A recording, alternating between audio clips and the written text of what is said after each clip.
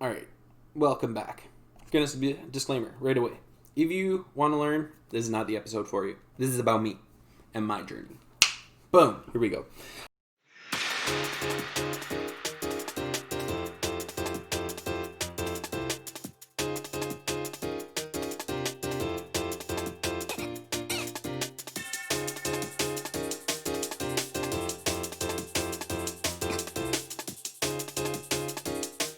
Alright, you guys, let's take you back to the 90s when Pokemon first came out.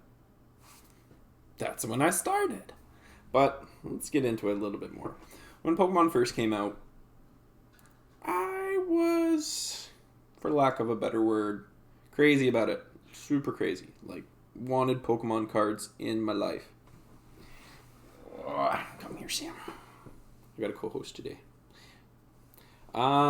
Yeah, just really loved Pokemon cards, and I think really saw the push when I came out of private school. I had originally gone to a private school from kindergarten to grade 4, and then when I came back from grade 4 into public school, I believe I was like 7 or 8, something like that.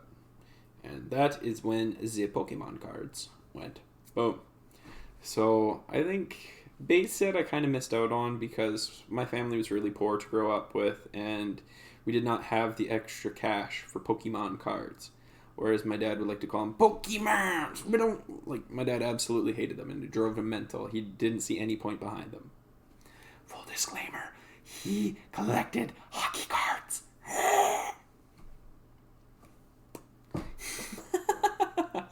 But whatever. So I kind of missed out on base set. I really wish I could have dug into a few more packs, but I think I'd only opened maybe 1 or 2 before they'd start really being hard to find, and everyone was kind of jumping onto the new sets and stuff like that. So 1999 rolls around, and Jungle gets released. And that's the first time that my dad actually buys me a pack. And full disclaimer, first pack I get was a holo. For the PokeFan. It was a holo Flareon. Yeah, I'll actually have to show you guys through my child collection. I just recently got it back after about 15 years, so super excited. I think I did a post on the Instagram of some of the cards that I got, but I'll do a video breakdown of all the holos that I have, and then I actually put them back into my binder, so I might do a little breakdown of my old binder. So we'll see. But keep going. 1999, Jungle, getting released. Got my first holo. Boom. Really can't complain. And then I just started becoming more of an avid collector. I would bring my binder to school probably every day, would play the Pokemon game, but was more so interested in the actual trading and collecting of it all. So halfway through 1999 rolls around, boom, no more Pokemon cards at school. Too many kids were getting swindled out of good cards, and their trades were not favorable to them. So people were winding up trading a Charizard for a Caterpie. I know. Cringe. But, alas, this is the way. So, 1999 rolls through. I start to hang out with my friends more, trading Pokemon cards outside of school. We start really getting into it, and I've been really enjoying the sets. Fossil and Team Rocket start coming out. I'm collecting a little bit more. But it's actually really funny. When I started to really get into collecting when I was younger was the Neo sets. And I actually have a lot of Neo Discovery. I had a lot of first edition Neo Discovery. Young Jordan, thank you for holding on to your cards and keeping such good care of them. So that's kind of a little bit of my story and the backstory. So we can skip probably about 14 or 15. I kind of step a little bit away from Pokemon cards, get more into sports. Girls. And get distracted by all those things. So Pokemon was kind of on the back burner until I was, as weird as it sounds, kind of in my 20s again. I think I was around 21 when I jumped back into the Pokemon game. So I think I took off a couple years and enjoyed that. And just, I don't know, as being a young adult. So jump forward all these years. Started slowly cracking packs. It would be here and there. I'd see them in a store and I'd be like, oh, hey, that set looks super cool. I wouldn't actually try and build sets or go after chase cards or anything. It would just more so, no, you don't leave me. I love you. I love you. Okay, goodbye. He was not happy. So we start going into my 20s, and then I think the one set that really sticks out to me that I started really getting into again was actually in Sun and Moon, Unbroken Bonds. That's when I'd started getting back into the trading card game and actually playing the game, going into tournaments again. Full disclaimer, I crushed a couple tournaments in Vancouver and became first place. I was the first person in BC to have the full Reshazard deck, and I was stomping people. They had no idea what was coming.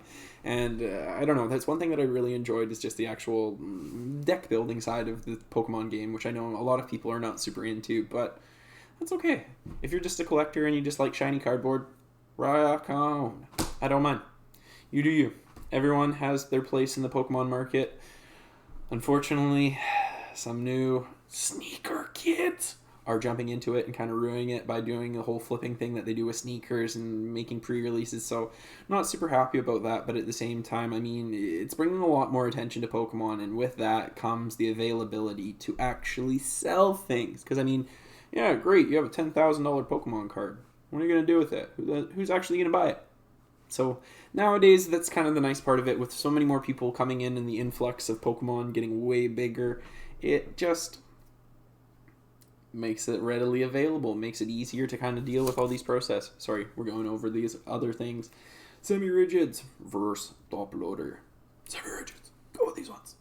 If you're storing these at home, top loaders, they're cheaper. So yeah, fast forward till now, I would say I'm a pretty avid collector. Haven't really been able to go to tournaments lately. Looking into actually doing the online trading game and doing some streaming with you guys. So if you guys want to see me start doing some streaming, playing some games, let me know. Me and Lily, we're looking into either playing the Pokemon game together on Switch. We're looking into Sword and Shield. I've already beaten it, but we have not downloaded the new content, so it'd be super fun to share it with you guys. Or maybe I could teach you guys how to play the Pokemon trading card game. I think that'd be super fun. And I mean, it's about time that all of you learn how to actually play the game. Yeah, there's a game. You can play it. Oh my gosh. Okay, so enough about the crazy me. I've really enjoyed just monologuing for the past 7.5 minutes, and I think I kind of covered a little bit of the backstory of Professor JoJo, and then now it all kind of started off with Lily. I think she was about 1, and I was like, you know what, I really want to influence her into some great cartoons because I'm going to be the one watching it too, so let's start off with Pokemon. And I kind of watched the Indigo League a few times with her. I mean, it was one of those things that as soon as she could say words, it was like Pikachu, Pika, Pika, Pika, Pika. So we ended up watching a lot of Pokemon. Ramen, blah, blah, blah, blah, blah. So, if you guys like this video, as always, smash that like button, subscribe, hit the bell button so you can see more of these fancy videos, and peace.